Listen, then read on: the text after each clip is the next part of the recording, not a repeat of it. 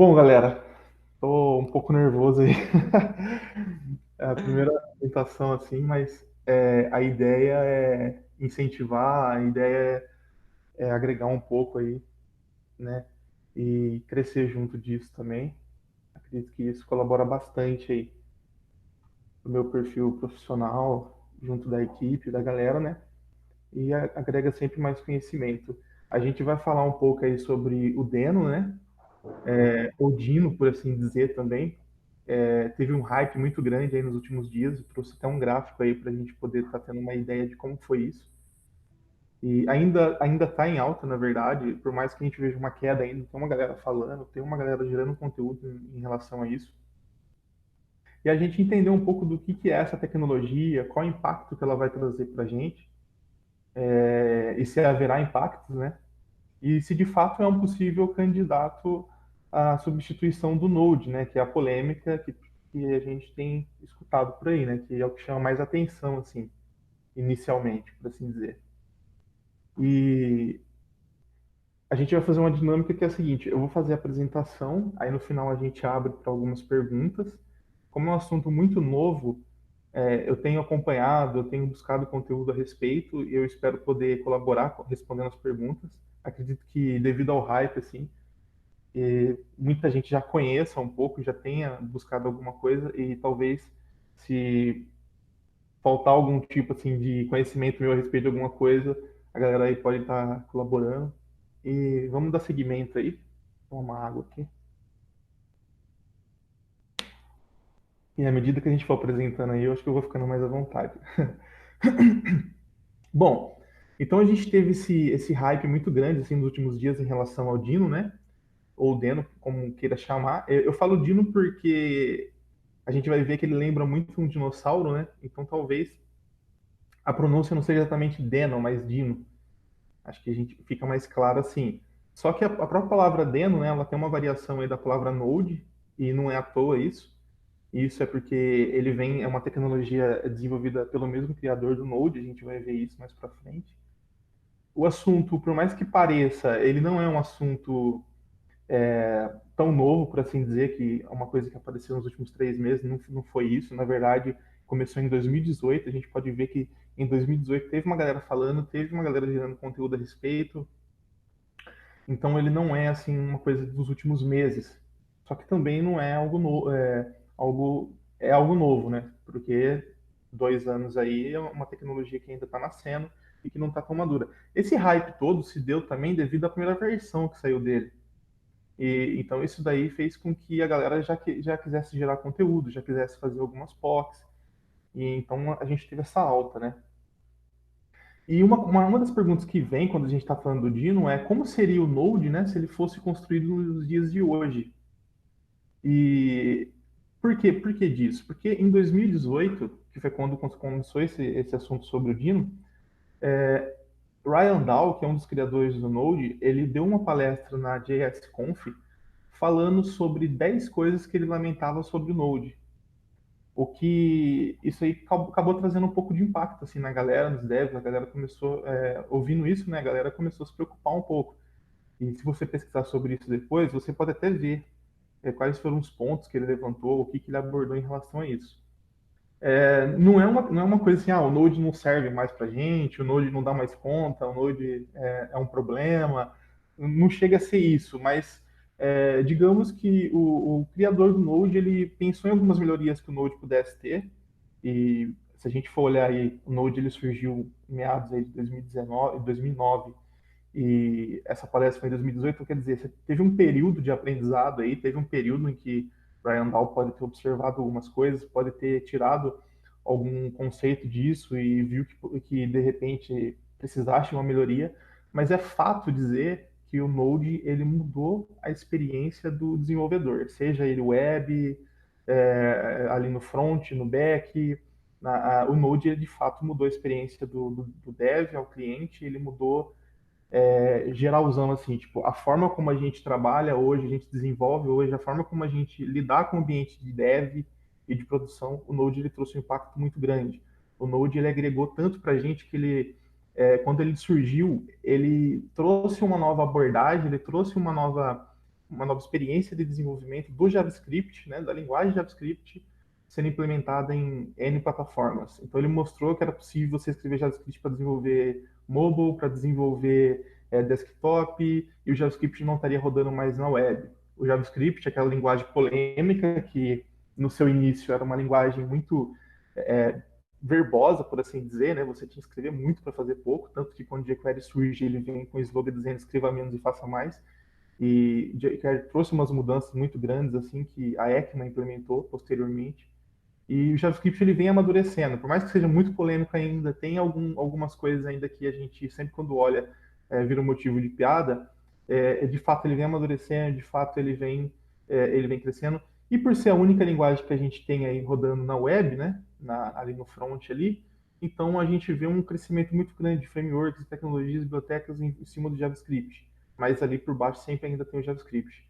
E o Node ele é uma plataforma onde ele roda o JavaScript e ele conseguiu agregar coisas para a gente, né, melhorar a nossa experiência em cima dessa linguagem polêmica que é o JavaScript. E essa mudança que o Node trouxe para a gente, esse impacto todo que ele causou quando ele surgiu, é o motivo de a gente ter uma expectativa tão grande em cima do Dino. Por quê? A gente pode estar aí caminhando para um novo impacto, de fato. Porque, como se não bastasse tudo que o Node trouxe para a gente, agregou o Dino está trazendo coisas muito legais, coisas novas. Algumas coisas vocês vão perceber, uma aguinha aqui, vocês vão perceber que outras linguagens implementam. Então, não é algo novo, assim, mas para a gente ali lidando com runtime JavaScript vai ser uma coisa bem legal. Algumas coisas ele vai implementar que a gente não vai precisar estar ali utilizando coisas de terceiros, ele já vai ter dentro do próprio ecossistema dele, dentro do próprio Dino embutido, né? A gente vai ver isso mais para frente. Então, fica aí essa pergunta, né? E aí, quando a gente faz essa pergunta, a resposta seria o Dino. E como assim Dino, né, cara? Tipo, o que que é isso, né? Então a gente deve considerar ele como uma nova plataforma aí para rodar o JavaScript, um novo runtime JavaScript, né? Feito pelo mesmo criador do Node. E é justamente para tratar aquilo que a gente vinha falando, né? Que são os arrependimentos aí que ele teve em relação ao Node. Ele enxergou que poderia fazer algumas melhorias, ele viu que o Node poderia mudar um pouco em alguns sentidos, e aí a gente pergunta, né? Será que faz sentido uma nova tecnologia? Será que faz sentido criar algo novo para mais uma coisa para a gente aprender, mais uma coisa para a gente correr atrás, mais uma revolução aí, por assim dizer? E às vezes acho que faz mais sentido, opinião minha, né? Acho que faz mais sentido, e eu acredito que ele pense o mesmo, a gente trazer uma coisa nova do que pegar aquilo que já tem, aquilo que já está bem implementado, aquilo que já está monopolizado, assim, e falar, poxa, vamos alterar isso aqui, sabe?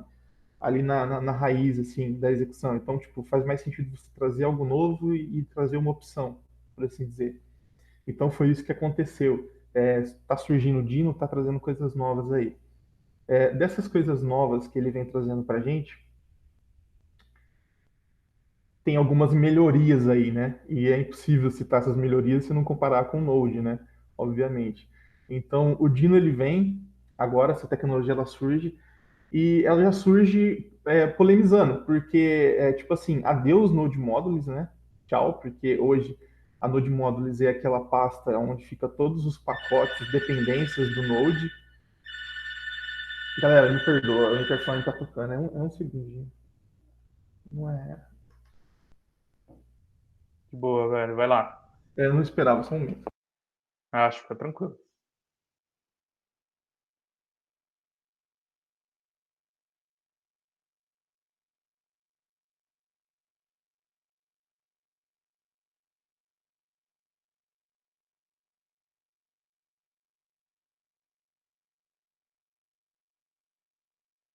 Opa, voltei aqui. Cara, desculpa, o pessoal tava me oferecendo trufa para comprar. Bom, então só sinaliza aí que vocês estão me Eu ouvindo. quero, hein? Eu quero. Bom, vamos Compra lá. pra nós aí. Compra vários aí, compra vários. Dessa vez eu tive que dispensar, mas bom, então ele já vem me trazendo um pouco de polêmica, né? Porque hoje a gente tem a Node Modules, que é onde fica todas as dependências, todos os pacotes que a gente instala via NPM, yarn, ele fica armazenado na Node Modules, E de fato, algumas vezes assim a gente vê muita piadinha em cima disso, porque de fato ela fica muito grande. É uma árvore de dependências, é pacote dependendo de pacote, e o Node ele trata isso, ele resolve isso de uma forma que a gente fala de carregamento inteligente, né? E, e fica de fato muito grande mesmo. Então, isso daí, nos últimos dias, assim, no começo não, mas nos últimos dias tem surgido alguns assuntos em relação a isso.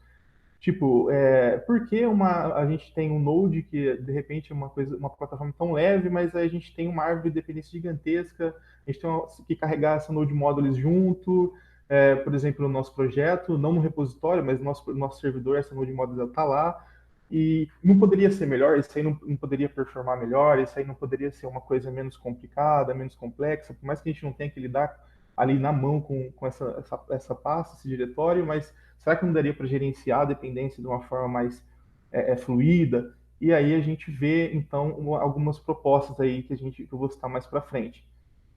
Não precisa do NPM, o gerenciamento ele é interno, então, tipo, aquela rotina da gente rodar o NPM ali, o que eu não vejo como problema, até gosto, mas a gente não vai ter o NPM ali para fazer esse gerenciamento dessas dependências, né? E também, por consequência, a gente não vai ter o package.js. Então, tipo, são três coisas aí que já vêm causando polêmica e já vem meio que trazendo algumas indagações à galera. A galera olha assim, já estranha, fala, poxa, acabou o Node Modules, acabou o NPM, acabou o package.json. Então, como que as dependências vão ser gerenciadas daqui para frente? Qual que vai ser o flow agora de desenvolvimento, de gestão de dependência? E se for falar aqui do NPM, é até interessante, em 2018, os caras do Tableless, eles lançaram um artigo, né, falando sobre algumas polêmicas que surgiu em cima do NPM, sobre pacotes de terceiros, questões de segurança, e porque assim, o Node, quando você tem ele rodando na sua máquina, ele tem acesso full ao ambiente, ele tem acesso full ao SO, ele está ali, se você está rodando ele está manipulando, ele está lidando com o seu ambiente diretamente. E por consequência, esses pacotes do NPM, ele também está rodando ali. E na web não é diferente, você está desenvolvendo para a web, você está gerindo dependência ali com o NPM, você vai ter pacotes de terceiros, e por consequência também, você nem sempre você sabe o que tem ali nesses pacotes, o que por baixo realmente está acontecendo. E eu vou deixar até no final o link também desse artigo, é interessante ver isso. E são coisas que a gente não escutava muito falar, assim, né? Ninguém apontando esses pontos fracos, assim, para assim dizer, do Node, vulneráveis, vamos dizer assim, mas que agora vem à tona, né? Então surge uma nova tecnologia que vem resolver um problema, e aí começa a ficar evidente problemas que tinham e que a gente às vezes não parava assim para pensar um pouco, para analisar, mas que vinham ocorrendo de fato. O Dino, ele já vem com uma proposta assim muito legal, já é uma das coisas assim que eu gostei demais as novas abordagens dele, é que ele já vem com suporte imediato para TypeScript. Então, tipo, a gente consegue utilizar TypeScript no Node hoje? A gente consegue, a gente usa um transpiler lá e a gente vai ter um resultado, a gente vai poder ter disponível ali o TypeScript para utilizar. Mas o Dino ele já traz isso implementado, ele já tem o suporte para TypeScript, e o que traz aí uma nova pergunta, né? Deixa eu tomar um pouquinho de água. Surge uma nova pergunta com isso, que é: agora que a gente tem uma plataforma onde a gente pode rodar o TypeScript, será que o TypeScript ele vira agora uma linguagem? Porque agora eu não preciso rodar um transpiler, eu não preciso mais ter uma outra dependência que vai pegar esse TypeScript e vai transformar ele no JavaScript no final, mas eu tenho agora tipo uma plataforma que você escreve um arquivo TypeScript e essa plataforma já interpreta para mim diretamente, sem precisar de transpiler, nada, porque já está implementado ali no core do runtime. Então isso é bem interessante. No final, assim, eu vou fazer alguns exemplos e essa pergunta ela vai ser respondida. é, assim, é bem legal ver como que o Dino trata a questão do TypeScript por baixo. A gente vai conseguir ver por baixo como que ele faz isso. Então, vai ficar para o finalzinho. Mas fica essa pergunta aí, é um negócio interessante. O TypeScript de fato melhora a experiência do desenvolvedor. É um super conjunto para JavaScript, traz muita coisa, traz coisas avançadas que ainda não foram implementadas. Para quem gosta muito de trabalhar com PO, vai trazer uma sintaxe muito próxima do paradigma. Então, tipo, acho que dispensa comentários assim em relação ao TypeScript, né? E o que eu vejo muito é a galera trabalhando com Node e trazendo junto o TypeScript, justamente por causa dessas vantagens e outras vantagens também. Em relação ali ao time, trabalhando junto, o TypeScript em si ele vai além de tipagem, na minha opinião. Então, tipo, fica aí essa pergunta aí, acho que é bem interessante a gente já começar a pensar sobre isso, né? Aqui já entra um negócio interessante, né? Porque o Dino ele já vem com essa proposta de ser seguro por padrão. Então, ou seja, por default, quando você está rodando a sua aplicação, a segurança ela já é o comportamento principal do Dino. Como que funciona? A gente vai ter que fazer algumas menções de vez em quando assim ao Node e ao Dino, né? Porque é uma comparação assim breve para poder ajudar um pouco mais assim, né? A galera entender o que é que está trazendo de diferente, né? Então, por exemplo, quando é aquela questão, né? Instalei o Node na minha máquina, está rodando a minha aplicação, o Node tem acesso full. É até interessante porque há um tempo atrás, assim, eu estava desenvolvendo um sistema com Asterisk, né? E a gente precisava manipular muito arquivo no Asterisk.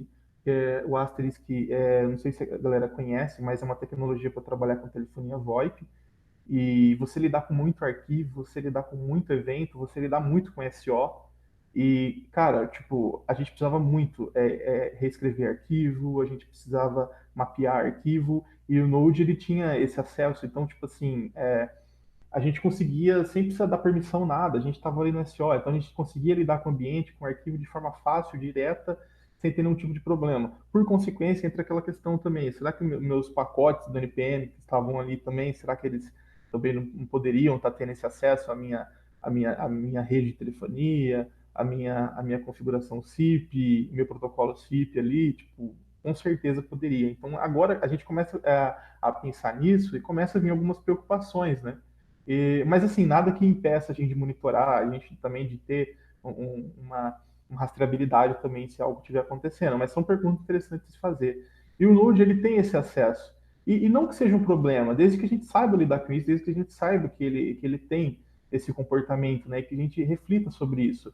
Mas o Dino, ele traz essa preocupação. Inicialmente, ele já tem essa preocupação. Será que é necessário eu instalar alguma coisa e eu dar a esse recurso, a essa tecnologia, todos os recursos da minha máquina, do meu SO, do meu server, será que faz sentido? Então, ele já traz essa preocupação. Por default, se você tentar rodar ele, rodar algum script, ele já vai dar alguns problemas se você tentar manipular arquivo, ambiente, rede. Então você precisa passar algumas flags. Então você tem flag de leitura de arquivo, flag de escrita de arquivo, de acesso à rede e por aí vai. Essas flags aí é o que permite você criar alguns tipos de permissionamentos aí no seu servidor de forma que você fala, ó, esse arquivo aqui ele pode gerenciar os outros arquivos. Esse arquivo de script aqui, né, ele pode gerenciar, ou esse módulo, ele pode gerenciar essa pasta.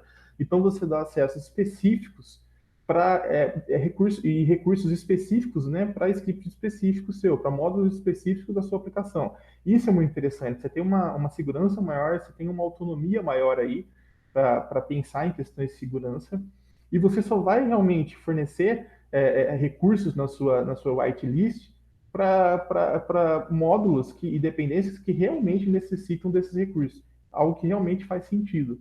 Então, para fazer isso, o Dino ele tem um comportamento de como se fosse por assim dizer, um sandbox, tipo uma máquina virtual, por assim dizer. Ele vai encapsular ali todos os recursos, toda a sua aplicação dentro dele, e esses recursos só vão conseguir ter acesso a algo externo que compete ao SO se você passar essa flag, se você passar essa permissão. Então, tipo, isso já é uma coisa que já está vindo assim no Dino e que chama muita atenção, agrega demais, já traz uma segurança maior até para a gente, assim, na utilização do Dino. Depois a gente vai ver, fazer alguns exemplos também em relação a isso, e a gente vai ver isso funcionando na prática. E na prática é algo bem simples, assim, tipo, é algo bem tranquilo a ser feito, sabe? Então isso também ficou muito bem legal, muito bem implementado. A execução remota de script, ela não é algo novo, assim, numa tecnologia. Na verdade, é algo até simples, assim, tipo, a gente tem muitas linguagens, tecnologias que fazem isso. O próprio SO ali pelo Linux, se você quiser fazer uma execução remota, CCH, baixar um script e rodar na sua máquina, isso daí é algo cotidiano nosso, assim. E o Dino, ele vem trazendo isso. Pode parecer que isso não tem muita vantagem, pode parecer que isso de início não traga muita vantagem, essa execução remota, mas depois a gente vai ver mais para frente um outro recurso que ele traz também, que, na minha opinião, assim, isso vai revolucionar demais, isso vai mudar demais a forma como a gente trabalha hoje com coisas envolvendo Node e depois trocando por Dino, se for o caso, né? A gente vai ver que a gente vai conseguir fazer coisas muito legais com isso, com essa ideia de execução remota de script. E, mas isso aí depois eu posso, ao chegar lá eu falo. Bom, a importação de módulo no Dino, ela não acontece pelo require ali do Node. Se eu não me engano, o Node implementa acho que o Commons.js para fazer isso. Ela não acontece assim, ela acontece por módulos ES mesmo. E ela não tem a resolução mágica de módulos, como o Node faz. Depois a gente vai ver a resolução mágica de módulos, como que ele faz isso por baixo. E os módulos de terceiros, né, que a gente vem falando sobre o NPM, o repositório, agora dá para começar a entrar nesse assunto falando sobre os módulos terceiros, como que é o comportamento de em relação a esses módulos. Eles são baixados remotamente, então é por URL. Isso lembra muito CDN, né, no browser, quando a gente passa o endereço de um recurso na web, isso é baixado na máquina do cliente. Então, tipo, o comportamento é esse. E esses módulos, eles são baixados, né, remotamente. E eles é feito um cache global no servidor, no caso. E esses módulos eles são imutáveis. Por que imutáveis? Uma vez que é baixado, ele é feito um cache. E esse módulo, ele não vai ser modificado, essa dependência, ela não vai ser modificada ali, a menos que você passe uma flag, a menos que você sinalize que você precisa de novo fazer o download daquele recurso. Você precisa pegar de novo aquele recurso remoto. Então, depois a gente pode fazer um exemplo também sobre isso, é bem legal também. E. Ah, tá, eu vi o guia entrando. A gente depois vai ver isso na prática também, isso é legal. Ele tem um mapa de importação, porque assim, a gente não tem mais o package JSON, então aquela ideia de gerir dependência, aquela ideia de você ter um controle sobre as dependências, ela muda completamente. E você ganha com isso alguns recursos, né, em relação à dependência. Então você pode ter um mapa de importação, que é um arquivo, um JSON, né, que você pode ali mapear quais são as suas dependências e você cria ali um alias, né, e depois a gente pode ver como que é utilizado isso dentro do nosso sistema. Mas basicamente seria o path da sua dependência, ele vai ser indexado ali com uma chave e os imports vão ficar, vamos dizer assim, um pouquinho mais bonitinho, mas no final das contas é só isso mesmo, não vai impactar muito na utilização.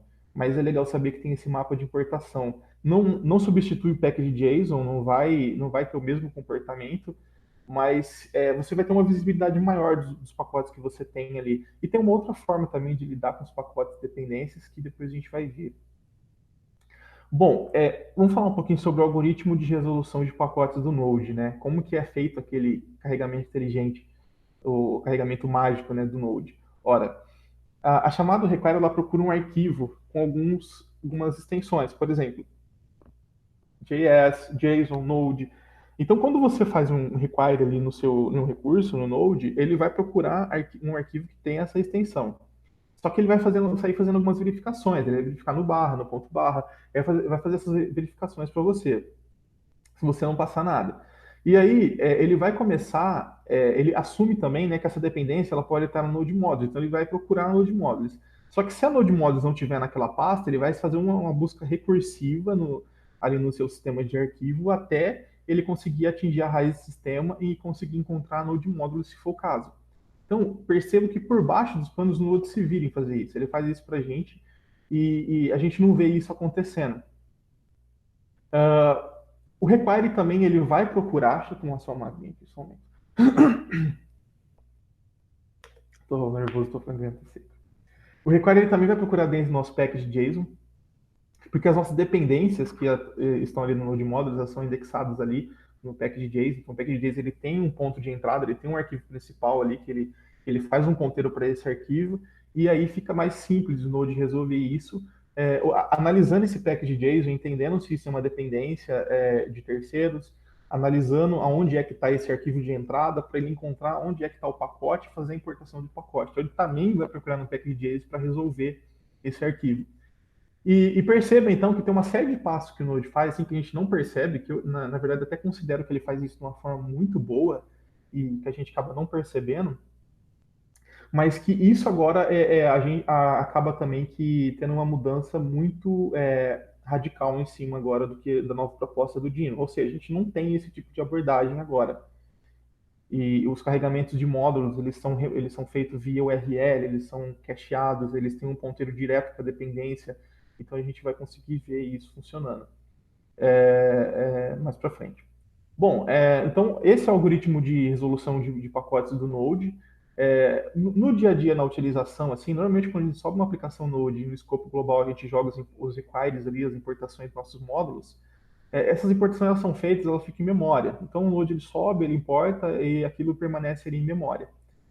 Você pode fazer algumas abordagens diferentes disso, que seria você ali dentro da sua própria função, do seu próprio recurso ali, né, do seu algoritmo, você falar, importa para mim aqui no tempo de execução essa dependência. Mas normalmente a gente tem esse costume, né, e faz muito mais sentido a gente sempre jogar para o escopo global as importações, eles ficam ali. Então, quer dizer, a hora que eu subo a aplicação, esses requires são feitos e é carregado. Ele não vai acontecer de novo a hora que alguém bater no endpoint, por exemplo, se a gente estiver falando do servidorzinho HTTP, a hora que passar pela rota, porque os módulos já estão ali importados, já estão em memória, já estão disponíveis na minha aplicação toda.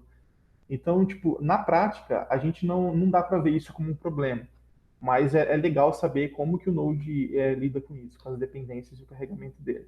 O Dino, ele traz algumas ferramentas embutidas nele, que seria, essas ferramentas vão rodar ali na linha de comando, então a gente vai tem esses recursos já prontos, a gente não precisaria ter nada assim de terceiros para isso, nada impede que tenham pacotes para isso, mas como ele já traz isso muito bem implementado, assim, então a gente já vai ganhar assim, logo assim de início esses recursos, a gente já vai poder estar utilizando. Então ele traz esse info que a gente depois vai poder, eu vou fazer um exemplo aqui de como que a gente utiliza ele. E esse cara seria assim alguém que estaria trazendo assim informações sobre as nossas dependências, cache. Então, de fato, ele vai ajudar a gente a esclarecer algumas coisas sobre as nossas dependências. A gente tem aqui um empacotador também que vem junto do Dino também. Isso é muito interessante. Isso aqui entra naquilo que eu falei da execução remota de script. Então, logo de início, quando eu olhei isso, e eu olhei também a execução remota de script e falei, poxa, cara, o Dino ele tem um empacotador próprio dele. Então, quer dizer, o Dino, em tempo de execução ali, ele traz um recurso da web e ele gera um bundle daquilo, sabe? Tipo, isso abre porta para um monte de coisa. Isso de fato vai abrir porta gigantesca para a gente começar a trabalhar com dependências remotas, em lugares remotos, e a gente empacotar coisas que estão em lugares remotos e gerar um bundle, um arquivo ali que está empacotado, um arquivo único, que seria o resultado daqueles recursos que estão na web, sabe? E isso vai revolucionar demais, na minha opinião. Era uma das coisas assim que a gente estava que a galera já vem observando. Era uma das coisas até que eu andei fazendo alguns testes assim, como implementar isso, né, utilizando React, Vue, um Async Components, mas Remote Async Components, né, como que eu vou trazer um recurso remoto e assíncrono e tipo assim, que vai estar em qualquer endereço da web e eu poder rodar isso na minha máquina, sabe, remotamente. Eu acredito, isso é um sentimento meu que esse recurso aí ele vai ser assim um diferencial nesse sentido. É claro que ainda é muito cedo para falar assim, para afirmar com certeza, mas eu acredito que isso daí vai trazer uma vantagem, uma mudança muito grande nesse sentido. Ele já traz também um recurso também para a gente executar testes automatizados também, sem você precisar instalar nada assim de terceiro, automaticamente ele já vai disponibilizar isso. Análise estática de código, ele já tem um linker dele próprio já também para você poder estar executando. E outras coisas assim, no sentido de debug, para você desenvolver. O Node ele também tem isso, viu? Tipo, essa questão do debug, com o Node você consegue passar uma flag de inspector ali, rodar no Chrome, então você consegue debugar um Node no Chrome, numa aba lá de debug.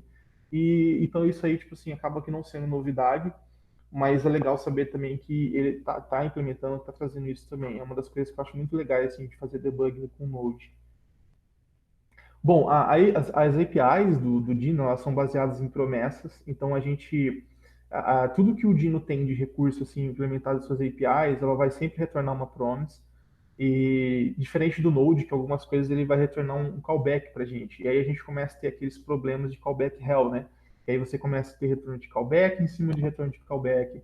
E aí você começa a ir recursivamente tendo resoluções de callback até que você comece a ter esse problema. Então tudo retorna uma promise e como é uma promise eu consigo trabalhar async await nisso de forma bem tranquila, assim, tipo, porque se retorna uma promise eu consigo então colocar um async await ali sem problemas. E já consigo e já elimina de cara também a questão do callback hell. Falando um pouco sobre a Async-Await, além dele trazer o Async-Await, perceba que assim, como a linguagem é o JavaScript, então quem já conhece JavaScript, já trabalha com JavaScript, é, não vai perceber nenhum tipo de impacto ali, né? Tipo, de fato, talvez se a gente pegar até uma aplicação em Node, trazer o código para dentro do Dino e trocar o que é Node, APIs Node por Dino, a gente, talvez a nossa aplicação já saia funcionando assim, sabe? Tipo, salvo algumas dependências terceiros que talvez a gente tenha que fazer uma mudança, mas falando sobre o código em si, você não vai ter mudanças grandes assim nesse sentido, mas o Async-Await ele trouxe alguma coisa nova para a gente, que seria o top level await.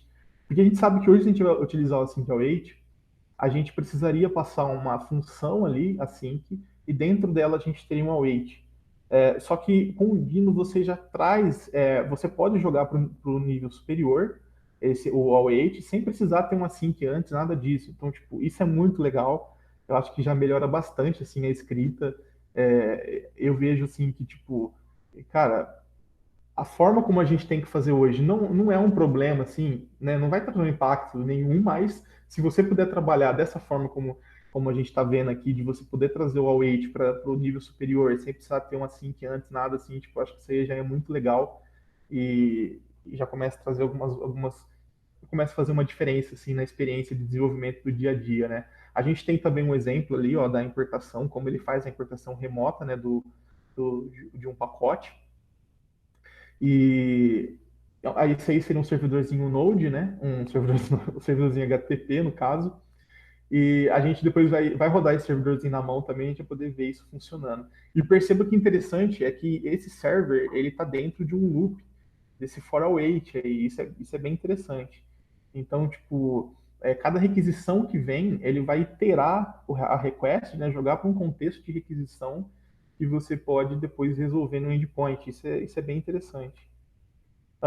O Dino, ele também tem um funcionamento single thread, né? Não é diferente do Node em relação a isso. Ele implementa em GNV8 também, ele está baseado em GNV8. Também ele está baseado no Toque também, ele tem o Toque como event loop também. Então, quer dizer, essas coisas não mudaram tanto, mas ele implementa um recurso, não vou dizer novo, porque a gente já tem na web, inclusive o Web Workers assim, já está bem implementado. Eu estava vendo que na Use ele já está com acho que 95% de compatibilidade assim entre os browsers, então já é um recurso muito bem implementado. Só que o Dino ele traz isso e ele já implementa isso assim como padrão para a gente poder estar trabalhando com subprocesso, estar gerando novas threads. A gente tem um worker thread no Node, a gente tem children process, a gente consegue trabalhar com subprocesso no Node. Só que o Dino ele traz isso de uma forma mais amigável, uma forma mais utilizando tecnologias mais atuais. E algumas coisas no Node você vai startar um subprocesso, mas na verdade ele não chega a ser uma nova thread, ele seria só vamos dizer assim, realmente uma subthread, né? Ainda teria uma dependência, ainda uma relação entre thread filha e pai, mas aqui com o WebWorker você de fato conseguiria gerar novas threads, você conseguiria gerar novos processos, subprocessos. Isso também eu achei assim muito legal, essa implementação que os caras fizeram. Aí vem aquela pergunta, né?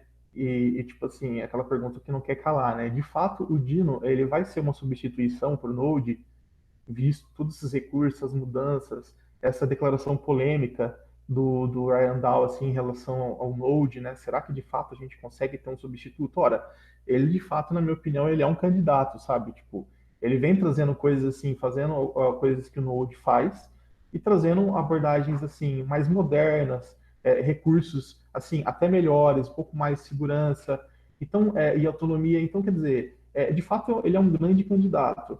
Só que ainda é muito cedo, sabe? Ainda de fato é muito cedo para dizer isso, é muito cedo para afirmar. A gente não sabe ainda assim o caminho ainda que o Dino vai tomar. A gente não sabe ainda se a galera vai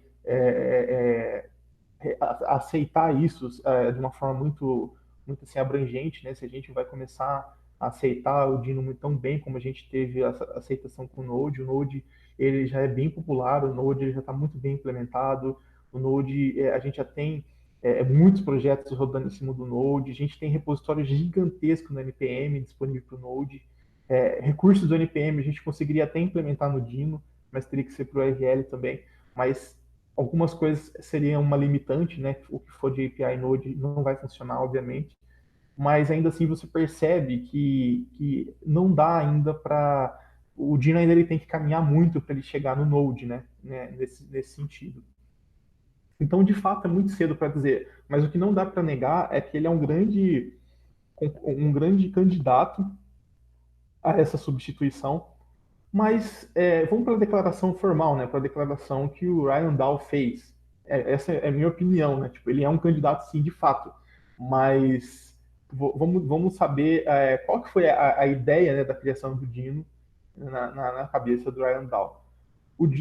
Quando ele desenvolveu, ele começou, né, com essa ideia de fazer o Dino, ele colocou o Dino como uma alternativa e não como uma substituição do Node. Então, quer dizer, o Dino ele vem com a proposta de ele ser uma opção a mais para você, um time a mais, com recursos diferenciados, com algumas melhorias a mais.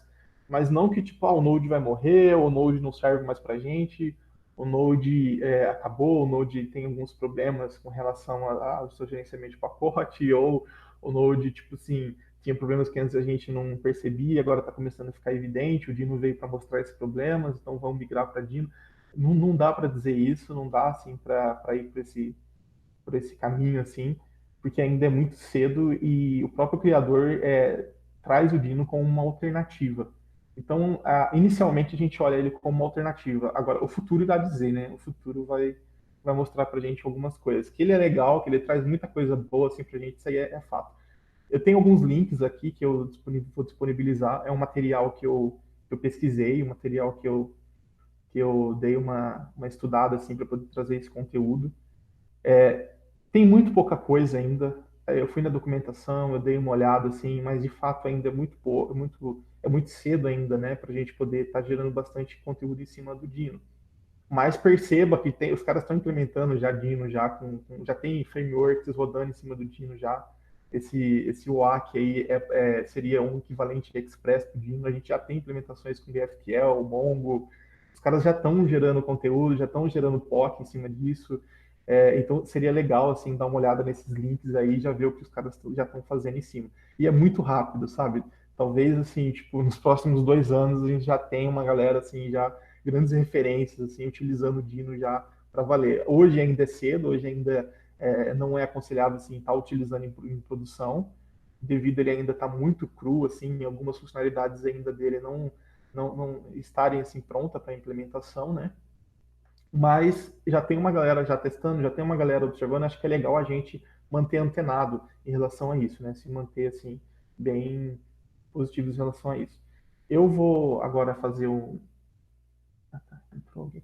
Eu vou agora compartilhar aqui o meu VS Code e a gente vai fazer uns exemplos aqui. E aí vocês só sinalizam para mim a hora que aparecer aí. Só um momento aqui.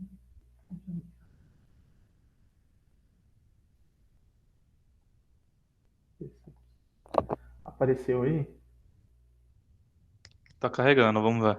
Beleza. Tá Agora sim. carregando. Beleza. Vocês ficam tudo quietinho aí, eu falo, caramba, será que estão ouvindo? Será que eu tô na call ainda? Beleza. Tá beleza. Pode Vamos tocar. fazer alguns exemplos aqui, né? Vamos fazer, coisa bem rápida, bem breve, assim, não tem muito que mostrar assim. Mas é tudo em cima do que a gente vem olhando ali, que eu vim apresentando. Bom, primeiramente, vamos fazer a execução remota de um script. Então, o Dino ele já tem essa demozinha aqui, né? Para a gente fazer uma execução remota. Então, perceba que eu já tenho o Dino disponível aqui na minha máquina, já está rodando aqui no meu contexto aqui do meu terminal. Então, eu já posso fazer essa execução aqui. Dino Run e o recurso que você quer na web. Ele baixa o recurso e ele te dá uma saída. Isso é até interessante, acho que daria até para a gente fazer um teste aqui. Como é um arquivo que está na web, acho que a gente daria para baixar esse cara. Só para a gente ver e ter uma noção de qual foi o processo que ele fez, né? Então, por exemplo, vou baixar por wget mesmo. Ó, eu baixei o arquivo, né? Utilizei aqui o próprio Linux. Eu baixei o arquivo que estava lá remoto na web, né? E perceba, era um console.log e o Dino executou isso, sabe? Tipo, ele apontou para o recurso, ele baixou, cacheou e executou. Isso é bem interessante. Então, isso aí seria a execução remota. Agora, vamos fazer uma execução aqui desse Dino TS aqui, que a gente vai executar agora um TypeScript diretamente, assim, sem transpiler, nada disso. Tipo, Dino run. Então, ó, ele já executou, não precisou fazer transpiler nada, isso é muito legal. Aí depois a gente vai ver isso por baixo, como que isso funciona de fato. É uma coisa que eu estava debugando, aí eu consegui perceber isso assim, tipo, isso me trouxe assim uma curiosidade muito grande desse processo que ele faz. Mas ele executou um TS assim para gente sem ter que transpilar nada, assim, sem ter que instalar nenhum tipo de dependência. Ele já saiu executando, a gente já teve o resultado aqui na saída do terminal. Agora vamos fazer aqui, ó, vamos executar um exemplo aqui para a gente poder pegar um arquivo, né? Então, tipo, de run fs, a gente vai pegar um arquivo aqui, que é esse arquivo JSON meu. Perceba que, por default, ele já não funciona. Ele não me permite acessar o arquivo. Ou seja, ele até fala para mim, ó, se você quer utilizar, tente de novo, mas agora passando essa flag aqui, que é a permissão de leitura de arquivo, né? Então, eu vou já deixei até pronto aqui, né? Minha memória é muito ruim, às vezes, para lembrar alguns comandos. Essa flag aqui, eu já testei hoje, eu vi que não precisa mais, porque esse recurso aqui, ele ainda não estava pronto assim para ser utilizado, estava instável, mas já dá para utilizar sem ele. Tipo, passando a flag agora, eu já consigo ter acesso ao meu arquivo, porque eu falei para ele, ó, você tem permissão de leitura.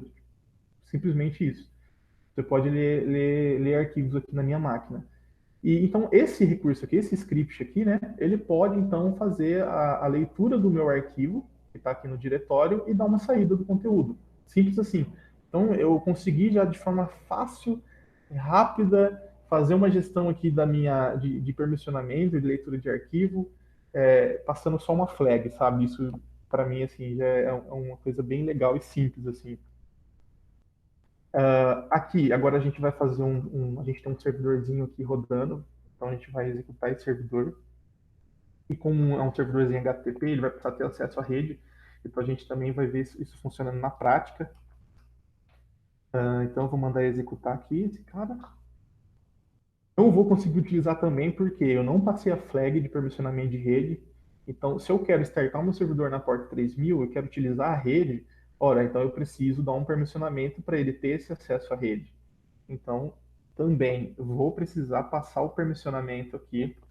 Então, eu já vejo a gente subindo aqueles containers, dockerizando a aplicação, passando um monte de flag, já as configurações assim, bem gigantes, assim, dizendo o que pode ou não a nossa aplicação fazer. É uma autonomia gigantesca, assim. E o meu servidor está rodando agora, porque agora eu já dei a permissão, eu já estou permitindo que o recurso utilize o meu protocolo TCP, ele utilize a minha rede, e por aí vai. Agora, tipo, vamos fazer um exemplo aqui, utilizando alguns outros comandinhos do Dino aqui. A gente tem o Dino cache, aí a gente consegue fazer um exemplo aqui. Perceba que eu executei o server TS e vocês não viram ele fazendo um download da dependência. Por quê? Porque eu já tinha executado isso antes. Então, para mim zerar esse cache que está local, eu tenho que passar essa flag reload aqui. E aí eu consigo, então, executar, só que dessa vez eu estou falando para ele assim, ó, elimina esse cache local aqui e busca o recurso de novo na web. Então ele vai fazer o download tudo de novo desse recurso, dá toda a árvore de dependência lá, ele vai baixar, vai fazer o cache de novo. E aí eu consigo fazer a execução aqui de novo do meu servidorzinho HTTP. Então, se eu tenho, por default, ele baixa o pacote e ele faz o cache. Se eu quero eliminar esse cache, eu quero buscar o recurso de novo, eu preciso passar uma flag que seria essa flag reload aí. Agora, aquela questão que eu queria mostrar para vocês sobre a gente ver como que funciona, né, o TS por baixo. É uma coisa que eu estava observando hoje. E, assim, para mim, veio mais perguntas assim do que respostas, mas acho que é legal compartilhar com vocês. Então, se a gente executar o deno info aqui, só o deno info a gente já consegue ver algumas coisas, que seria informações assim do deno, né? O path dele, o cache, algumas coisas sobre o cache de módulos e tal. Se a gente passar então aqui um arquivo, a gente consegue ver informações do arquivo, como por exemplo a árvore de dependência desse arquivo. Então, ó, perceba que ele mostrou que ele traz todas as árvores, todas as dependências que a gente tem aqui recursivamente, aqui, hierarquicamente no caso. Ele mostra esse compilado aqui. E aí ele tem o type também, né? E aonde é que está o recurso. Mas olha só, esse compilado foi o que me chamou a atenção. Ora, esse arquivo server TS aqui, ele é um TypeScript. Então, por baixo, ele compilou e ele joga essa extensão JS para o final aqui. Aí eu falei, poxa, eu vou abrir esse cara aqui e aí eu quero ver o que, que eu tenho dentro desse cara aqui. Aí eu abri ele.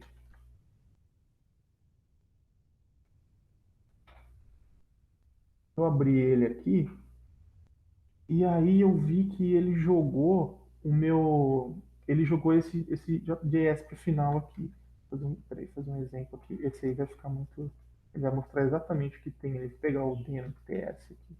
Mais fácil. Vai ficar mais claro.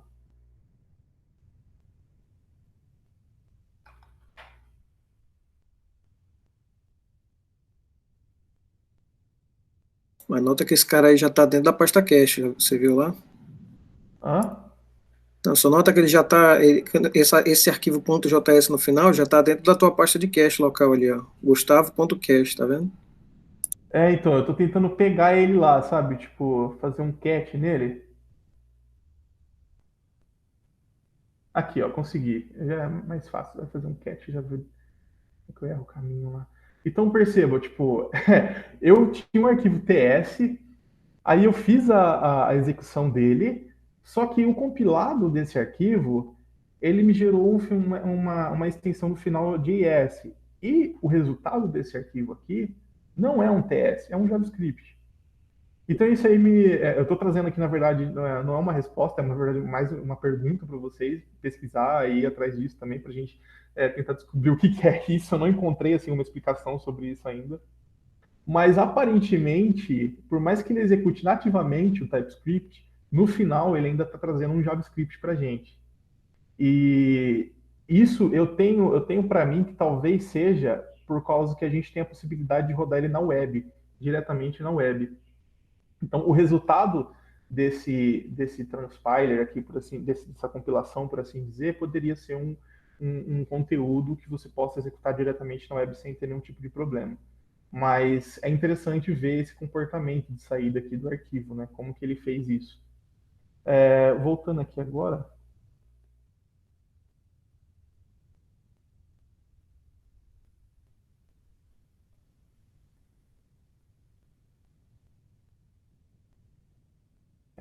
Bom, vou voltar lá para o meu slide agora para a gente poder finalizar.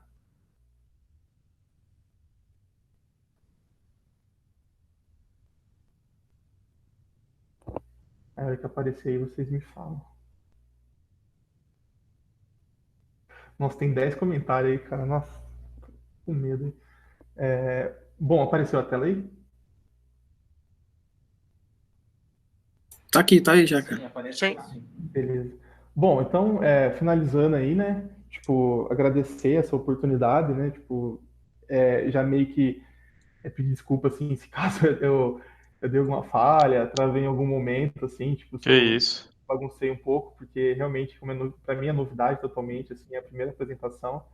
E a ideia é que isso traga um crescimento para mim, agregue algum tipo de valor assim junto da equipe, do meu futuro profissional e pessoal. E se tiver algum tipo de pergunta assim em relação e eu tiver a altura para estar respondendo essas perguntas assim, acho que esse é o momento. E galera, pega leve aí. Mas vamos lá, se alguém tiver algum tipo de pergunta, é isso aí. Já deixo meus agradecimentos e algum tipo assim de desculpa se caso eu falei em alguma coisa, se caso passou despercebido alguma coisa assim. Acho que esse seria o momento das perguntas. Beleza, eu posso começar. Opa, por favor. Eu notei lá que você comentou sobre o Node Modules, né? Que ele dispensa Node Modules, então isso aí significa que na estrutura do projeto, quando você for gitar o projeto lá, não vai ter nada de Node Modules, não fica nada relacionado àquilo. A estrutura, as dependências, eu quero dizer, que você está usando, mesmo as que você baixa externamente, elas não ficam ali dentro do teu projeto, de fato. No seu projeto, não. Você não vai ter uma pasta ali, um diretório com todas as suas dependências. O que você vai ter é aquele cache, né, aquela pasta de cache, que é onde você tem ali os seus pacotes indexados. Só que assim, muda um pouco o ponteiro, a forma como ele faz o ponteiro para dependência é totalmente diferente, né? Você não tem aquela busca recursiva, aquela indexação, aquele carregamento inteligente. Mas as dependências vão estar no seu servidor, porém não diretamente no seu projeto, mas numa pasta de cache. Entendi, mas no final ele funciona da mesma forma. Ele procura o cara primeiro local, não achou o local, ele busca lá, baixa, guarda no cache e roda a execução. É porque assim, ó, ele vai buscar local se você, por exemplo, passar um ponto barra e o arquivo ele pega local. Não, Só só que tipo, que. quando você passa um endereço, ele busca diretamente o endereço. Perceba que é um negócio mais direto. Tipo assim, eu não preciso me preocupar em fazer uma busca recursiva e procurar por um package JSON para saber onde é que está a dependência, sabe? Ou procurar por uma node modules para saber onde está a dependência. Eu vou direto no recurso, porque eu sei que ou ele está aqui no meu projeto ou ele está remoto. E eu busco uma única vez e isso já está feito um cache, já está otimizado e já está disponível para utilizar. Isso funciona também para aqueles pacotes que você, da forma que você fez aí, né? Você executou um script remoto. Esse script remoto também ele é cacheado local aqui.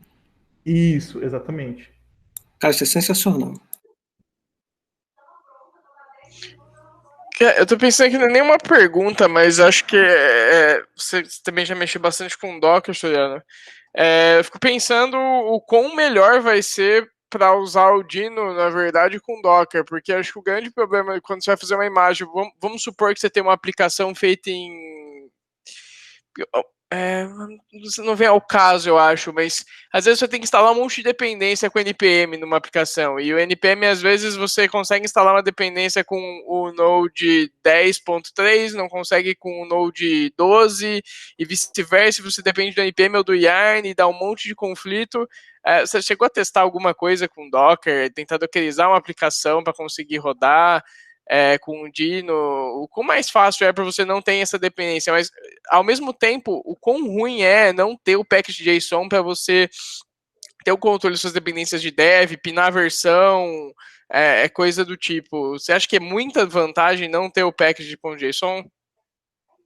Então, eu não cheguei a dockerizar ainda ele, mas eu acredito que, vou subir um container aqui para Dino, sabe? Tipo, o comportamento do container ele vai ser semelhante ao se eu estivesse rodando na minha máquina, então a forma do funcionamento ali ela vai ser a mesma, mudando, obviamente, que o contexto que eu estou criando ali no meu ambiente vai ser outro, né? Mas acho que o comportamento seria o mesmo, que seria essa questão de como ele faz local na minha máquina as importações, ele vai fazer lá dentro do container. Agora, como eu vou gerenciar a versão?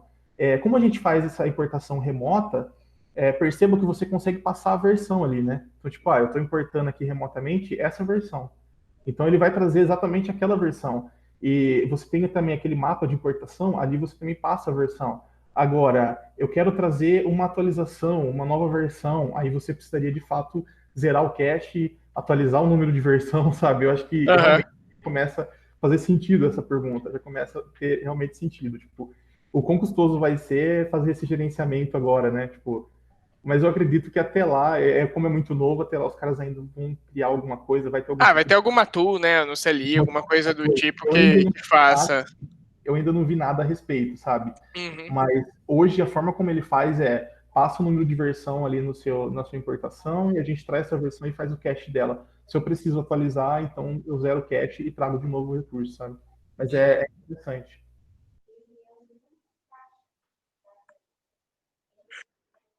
De qualquer forma, continuo impressionado com o recurso de execução remota. Ainda acho sensacional. Tipo, cara, o que vem assim na minha mente cara, eu posso trazer um script remoto e eu posso gerar um bundle aqui na minha máquina, sabe? Tipo, eu tô trazendo recursos que estão em outras máquinas e eu tô gerando um bundle aqui na minha máquina desses recursos. Então, tipo, isso vai começar a abrir portas gigantescas, assim, para onde a gente vai rodando o Dino, a gente poder fazer isso. E provavelmente isso elimina, não sei se eu posso usar essa palavra elimina, né, que é muito cedo, né, mas de cara, assim, já começa a trazer algumas perguntas. Poxa, será que faz sentido eu estar utilizando um Webpack, um Parcel, um Rollup, um Browserify, que agora eu já tenho já embutido no Dino um módulo bundle, sabe? Então, tipo, são outras coisas também que já começa meio que agora a fazer sentido, né, pra gente, né? Será que ao invés de ficar utilizando essas coisas terceiro, trazendo, vou usar o Webpack, não, agora o que está em alta é o Rollup, ou se não, o Parcel. Será que, tipo, eu preciso estar utilizando todos esses caras, decidindo quais deles é o melhor para mim, ou nativamente a minha plataforma já tem a capacidade nativa de fazer isso para mim, sabe? De empacotar e de ter um loader ali dentro funcionando, ou alguma coisa assim. E aí agrega muito na questão da execução remota, né? Tipo, poxa, eu trago o script remoto e gero um bundle. Para mim, isso daí vai ser alguma coisa, um fator determinante futuro. E será que o Node agora vai ser forçado a tentar integrar o TypeScript de maneira nativa? Tem alguma versão que seja nativamente TypeScript? Você acredita que isso vai forçar os caras, vai puxar os caras a usar TypeScript, já que a maioria das pessoas preferem ele? Ótima pergunta. Vocês estão fazendo perguntas muito boas, assim, legal mesmo, tá agregando bastante. Porque, assim, cara, realmente, isso era uma das coisas que eu tava vendo em um desses conteúdos que eu andei estudando, os caras falando sobre isso. Agora, com certeza, isso vai impulsionar a mudança no Node, isso vai impulsionar a evolução no Node, porque por mais que o Dino ainda tenha que alcançar o Node ele tem que se manter no mercado, né? Então, se é uma tecnologia que ela vai ter que se manter, ela tem que evoluir. E se a evolução está caminhando para isso, então, de fato, talvez o Node ele tenha que correr atrás disso, sabe? Ainda assim, ele comece aí fazer essas implementações para a gente ter esse recurso tanto quanto a gente já tem no Dino, sabe? Então, acho que vai impulsionar sim essa evolução. Não tem nada confirmado em relação a isso, mas com certeza, assim, na minha cabeça, assim, o meu sentimento é de que isso vai sim impulsionar a mudança, não só em questão do TypeScript, mas em outras coisas também, assim.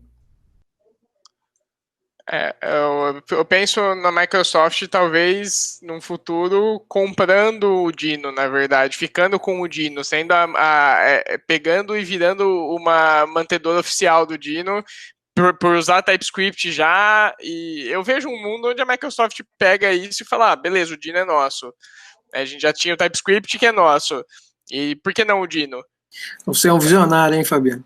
Então, já mando só pros caras lá, pro Satya Nadella lá, comprar isso, cara. É um puta de um negócio pro futuro. Os caras já são dono do TypeScript, já, por que não? Mano, já tá o dinheiro na conta lá, já tá separado.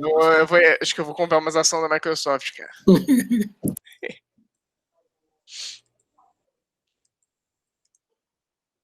Bom, galera, se não tiver mais pergunta, eu vou finalizar. Eu tenho mais uma rapidinha. Em questão de performance, eu não vi muito falar sobre performance, mas ele é pau a pau com o Node, tem alguma diferença muito gritante do Node? Eu ia perguntar algo relacionado a isso, Assim, de momento de aplicação dele. Isso, hoje ele é muito leve, tipo, os caras estão falando dele rodando assim, é muito leve, muito leve.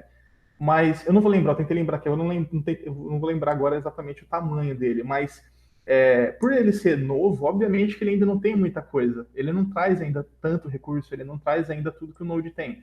Então é meio que, digamos que cedo e injusto, assim, até para fazer essa comparação. Obviamente ele vai ter esse ganho, obviamente ele vai ser um pouco melhor. E por ele ser novo também, com certeza os caras já vão fazer pensando nisso, né, em ter uma performance maior.